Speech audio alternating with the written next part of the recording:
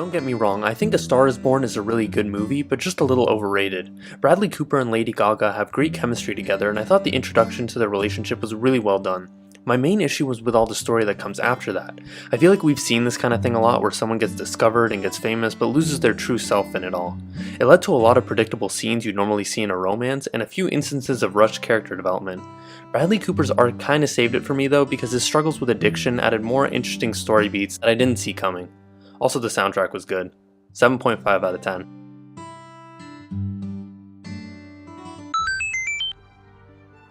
First Man is about Neil Armstrong and the events in his life leading up to him becoming the first man to step on the moon.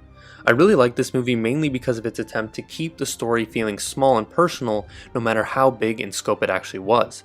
Claire Foy as Armstrong's wife was a standout performance in my opinion. I felt like her character was the emotional center to this movie because of how well she portrayed the stress and pain of loving someone who's willing to put their life on the line for essentially the advancements of human achievement. Don't get me wrong, Ryan Gosling did a great job playing the hardened astronaut needed for the mission, but his lack of emotion throughout the majority of the film made it hard for me to really connect with him and get inside his head. There were moments where his actions kinda relayed what he was feeling, but when someone like Claire Foy is dumping her emotions out on the table, it's hard to watch when the person on the receiving end isn't really responding to it.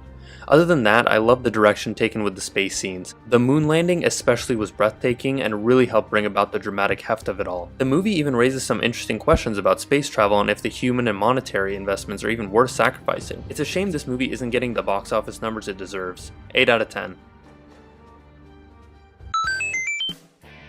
Overlord is simple in its premise but incredible in its execution. In a nutshell, this is basically a World War II movie but with zombies. I thought it was a cool idea going in and I was pleasantly surprised that it ended up being one of the most fun movie-going experiences I've had in months. The action in general was really well directed and the movie did a good job of keeping a fast pace to keep it feeling energetic and suspenseful. The opening scene with all the paratroopers in a plane is something we've seen 1,000 times in other war movies, but Overlord still managed to make it thrilling. Despite the heavy amounts of action, the characters still get some time to breathe, allowing us to get to know more about them so that when the action actually starts, we care about them and what's going on.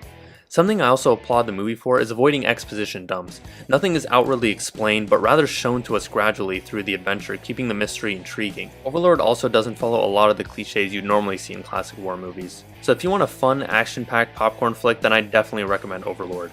8 out of 10.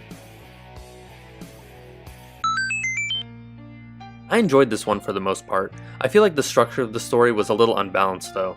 The first half is incredibly fast paced and each scene felt very loosely connected to the next. It also felt very formulaic in the beginning with a lot of scenes that I feel like I've seen before in other music-centric movies. You could say that it's a true story, so I can't fault them for that, but I'm pretty confident that a true story like this wouldn't start exactly the same way as any other Hollywood band movie. I'm sure it's because they wanted to quickly get to the more dramatic moments of Freddy's life, which is why I think the second half is where the movie really takes off, with scenes that flow a lot better together. The music performances of course are amazing as expected, but I kinda wish they spent a little bit more time on the creative process behind most of the songs, which usually get a minute of screen time. I also feel like a lot of the supporting characters barely got any development, which made Freddy that much more compelling. Rami Malek is the reason you go see this movie though. His performance really deserves an awards nomination. I'd say give this one a watch if you're interested. It's not the best version of this biopic I think they could have made, but I still found it really entertaining. 6.5 out of 10. I'm more of a straight outta Compton kind of guy.